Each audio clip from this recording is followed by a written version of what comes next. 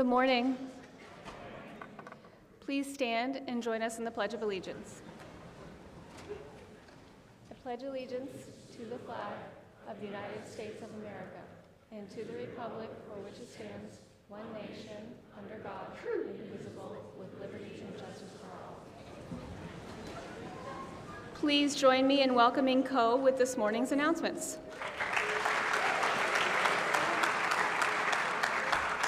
Good morning, St. Johnsbury Academy. Today is November 7th. Today is a Green Day.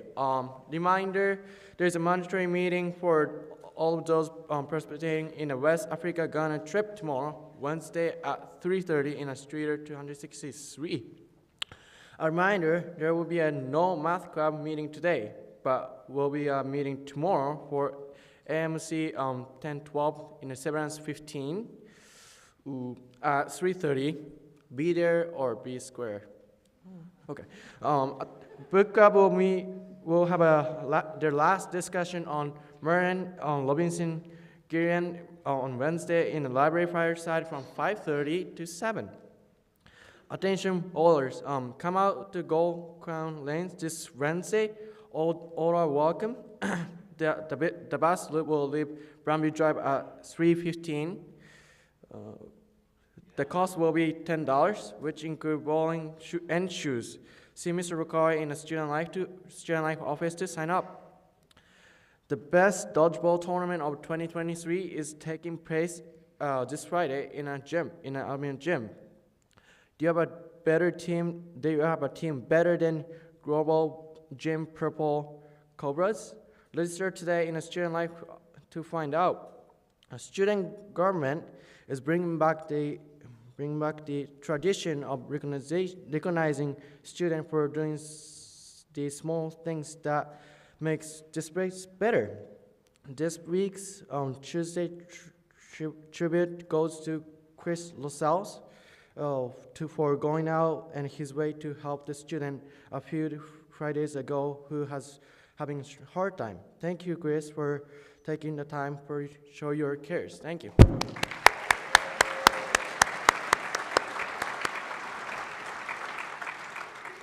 Happy birthday to Ari Reben and Taron Rowan. Happy birthday.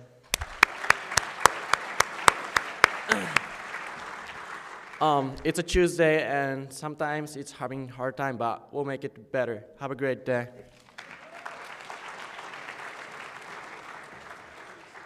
Thank you, Co. We do have one late announcement this morning. Attention, any students who drive to school. As we prepare for winter weather and beyond, please take note of the following important parking announcements. All student cars must have an SJA parking permit that is valid for this school year. Please make sure any vehicle you drive to school has a sticker no later than this Thursday, November 9th. If you need a parking permit for a vehicle, please stop by the main office.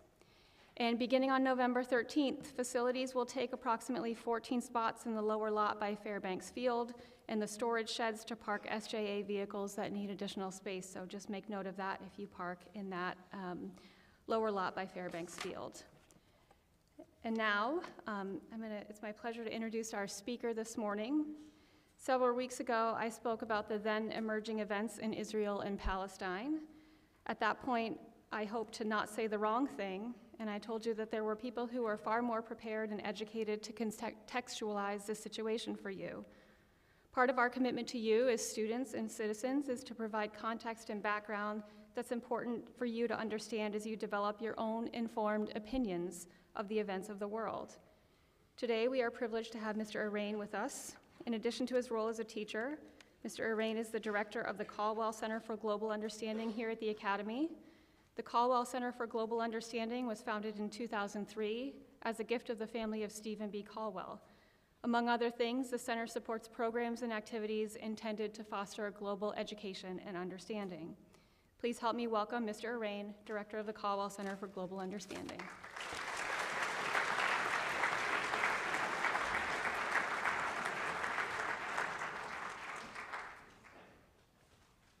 Good morning, everybody. Before I begin in earnest, I'd like to, first of all, just mention that last night we had a great turnout for the presentation given by our guest, Dr. Alcocer. I'd like to thank everybody for coming out. It was really great to see you all there. It was a super educational experience, learning about research and also about really important developments down in Mexico that affect all of us. You sit here every morning and you have to, and maybe you get tired of that, but Dr. Alcocer enjoyed his time here enough yesterday in the morning that he came back again, so he's here this morning. So if we could just give him a little polite applause of greeting.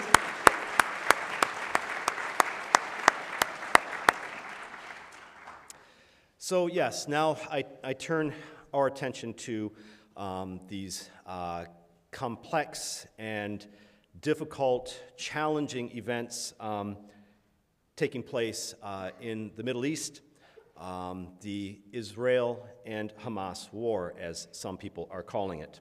First, I want to kind of set this up just geographically. So here's a little screenshot of Google Maps, and you can see that we are over here in North America, and these conflicts are over here in Israel. I've got this panned back so far that Israel doesn't even get its name up on the map. So as we shift over to the Mediterranean region then, here's Israel with its capital city, disputed capital city of Jerusalem, and this is where these conflicts are taking place. So I'm here to speak about the conflict that is going on between Israel and Hamas. Hamas is the ruling political party of and a sort of political and religious movement in the Gaza Strip. The Gaza Strip is a small Palestinian territory right next to Israel.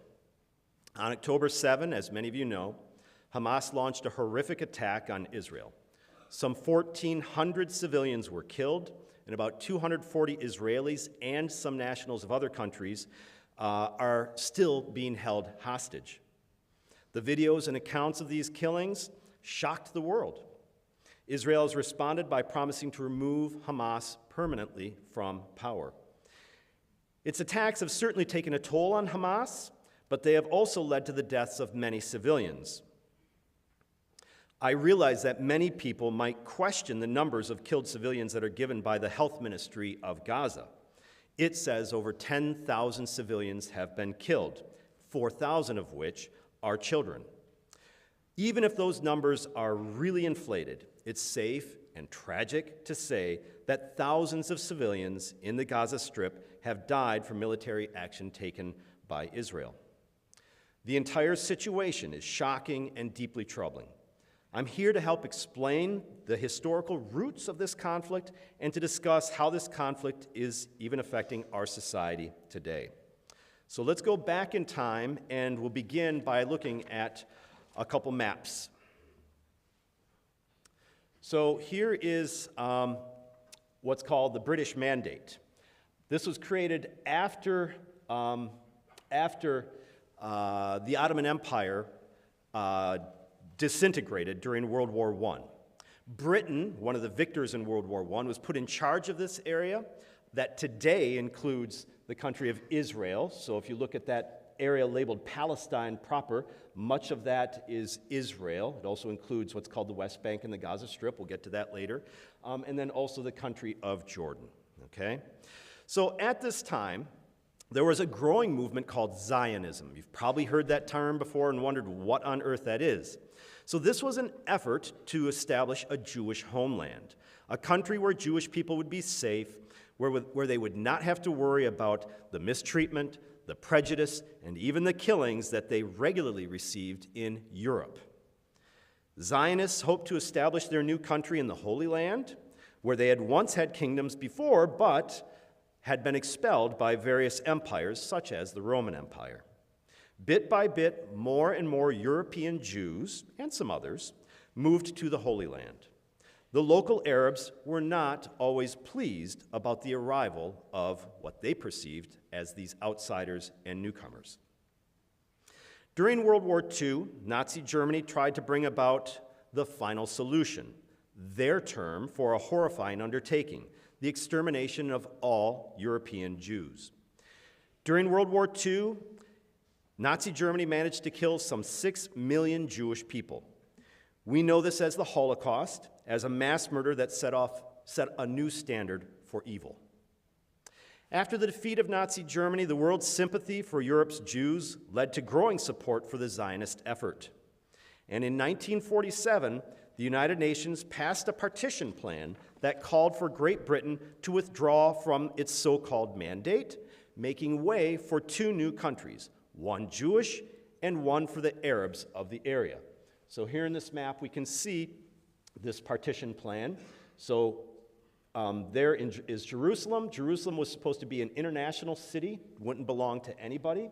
The white areas there were supposed to be Israel, and then the kind of brownish areas there from this is the Jordan River right there. And then this skinny little strip there, yes, that's the Gaza Strip, would then be parts of a Palestinian country. So this partition plan needed the support of 2/3 of the then members of the United Nations. The United States put a lot of pressure on other countries to support this plan, and it passed with 73%. In May of the next year, Israel declared its independence, and the day after that, the neighboring Arab countries, and this included Egypt, Jordan, Iraq, Syria, Lebanon, Saudi Arabia, and Yemen, all attacked Israel. This is called the First Arab-Israeli War. Surprisingly, Israel won this conflict, and it seized more land in the process. So I want to bring to your attention here, so here are the countries that voted on this partition plan to create these 2 states, and the dark green countries are those that voted in favor of this plan. The light green or yellowish countries, they abstained from voting. They just said, we're not going to decide on this. And those reddish countries there, those are the countries that voted against it. So you can note that regionally, there was no local support amongst the neighboring countries for the creation of this state in what is effectively their region. So, this is the map that shows the armistice lines that were agreed upon after Israel won this first Arab-Israeli war. And so if you compare this with the map 2 slides ago, you'll see here that the white part, right, is a very narrow strip along the coast there, and Jerusalem is not even touched by the Israeli territory. Whereas here you can see that indeed the Israelis had managed to grab more land, and in its negotiations then with the neighboring countries, this is what they settled on in order to end that war. So the Israelis had gained more land. Now, in the process of this, some 700,000 Palestinians who had lived in what is becoming Israel here were displaced. So this is a big deal. 700,000 people who have lost their homes. So how and why did this happen? So some left because they feared the war and they didn't want to be caught up in it. Some left thinking Jewish forces were going to clearly lose, and so they could hightail it out of there for a while, Israel would lose, and then they'd be able to come back to their homes. There were some Palestinians who left because they were afraid of what Jewish forces would do to them if they didn't leave, right? And there were indeed some massacres in some local Palestinian villages that sent the message that, yeah, you had better leave. So I want to pause here for a moment. This is a good moment to consider the passions that are felt by the good peoples on both sides of this conflict. The state of Israel is a triumph for Jewish people who, especially in Europe, only knew discrimination, resentment, and persecution. This state would become strong. Some Jews looked back at the Holocaust and resented how they felt like they had become victims. This new Israel would be a strong state which would take on which took on a coalition of countries. It defeated them, and it proved its mettle, right? And so for Jewish people, they feel like, yes, we've demonstrated we are no longer victims. At the same time, 700,000 Palestinians were displaced. And as noted above, there were various reasons for that. A few Palestinians after this first war were allowed to return, and some Palestinians never left in the first place, and they became citizens of Israel. Okay? But those who left or fled lost their homes and their property and their communities. They were uprooted, and not surprisingly, they were bitter. Today, the descendants of these 700,000 people who are called refugees now number around 5 million people, right? Because those initial refugees have all had families, their population has grown. So that means there are some 5 million Palestinians who look at Israel and claim that their real homes are there and in Israel and not where they now live. In 1967, there was another war. It was short and it was dramatic. Israel won, and there are lots of layers to this war. But I simply want to talk about the results of this war for our purposes. So the Arab powers, Egypt, Jordan, and Syria, were all quickly defeated. And in this, Israel was able to seize control of the West Bank and the Gaza Strip. Oops, this is where we should be. So this is another major step toward the conflict that we are currently seeing. Israel is now in charge of millions of Palestinians. And these territories, again, these reddish territories, the West Bank and the Gaza Strip, they are now under control of what's called the IDF, the Israeli Defense Forces, effectively the Israeli military. Okay? So these territories also contain some of the refugees who had initially fled. And I think we can see here in this image right here where many of the refugee camps are. So some of them you can see are in the Gaza Strip down here. Some of them are up in Lebanon, some in Syria, quite a few of them in Jordan, but also there are many refugee camps in that Western Bank. So the Israeli Defense Forces took care of security concerns in the West Bank and the Gaza Strip. And so now that Israel was in possession of the West Bank and the Gaza Strip, it also had an opportunity. And it took this opportunity and started building settlements in these territories. It did not seem like much at first, but over time, more and more settlements were built.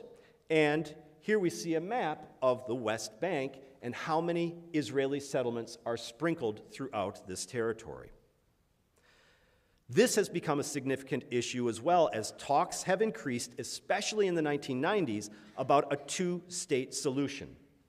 So the question is, how are you going to have two states, an Israeli state and then a Palestinian state, if the Palestinian territories are already getting filled up with Israeli settlements? So what have I not yet mentioned? So I haven't mentioned that in 1964, an organization was created called the Palestinian Liberation Organization. It was dedicated to the destruction of Israel. I have not mentioned that in the 1980s we had what was called the First Intifada, which was a local uprising of the Palestinians against the Israeli occupation. And I haven't mentioned that in the early 2000s there was a second Intifada.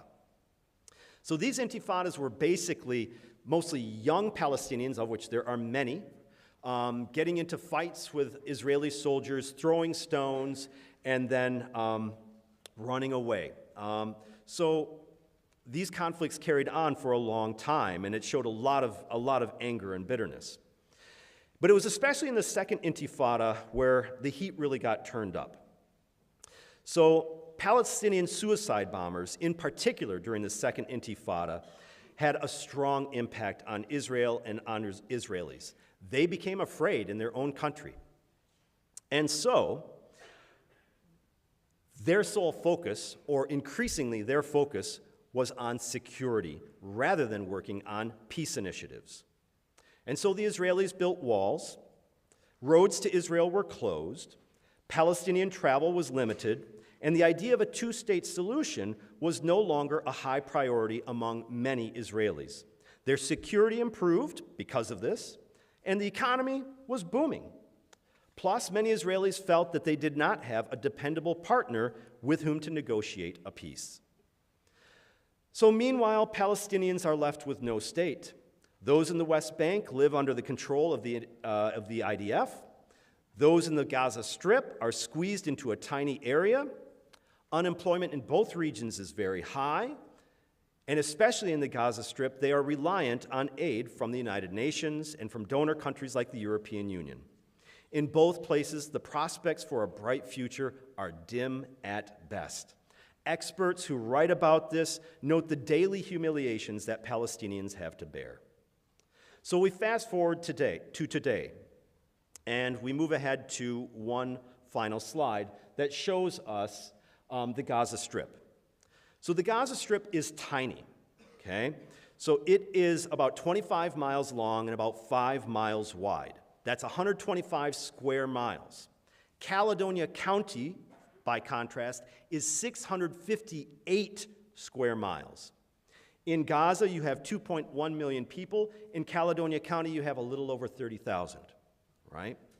In this area, nearly 40% of the population are 14 or under. Okay. So Hamas has run the Gaza Strip since 2006. It's an organization that has called for the destruction of Israel. They want to clear the area between the Jordan River and the Mediterranean Sea of Jewish people. Hamas benefits from people who are angry, and they stoke that anger. And so on October 7, they launched this brutal attack against Israeli citizens, and that brings us to today. So as you can see, this is a very complicated topic. Israelis passionately love their little country. It is, in many respects, a successful democracy and an overall success story, economically, militarily, intellectually. Is it any wonder that many Jewish people around the world are quick to defend it? Israel is also a haven. You have seen in recent years the rise of anti-Semitism, the hatred of Jewish people, in the United States and elsewhere. That makes this haven seem even more important. The murder of over 1,400 people on October 7 would seem to underscore the sense among many Jewish people that they need Israel now more than ever. At the same time, we hear about thousands dying in the Gaza Strip. The vast majority of them are simple civilians who yearn for better lives. Some of them undoubtedly voted for Hamas. Many don't like Hamas. But bombs don't ask for the opinions of its victims. Even well-aimed missiles kill bystanders. America has plenty of anti-Semitism. Be mindful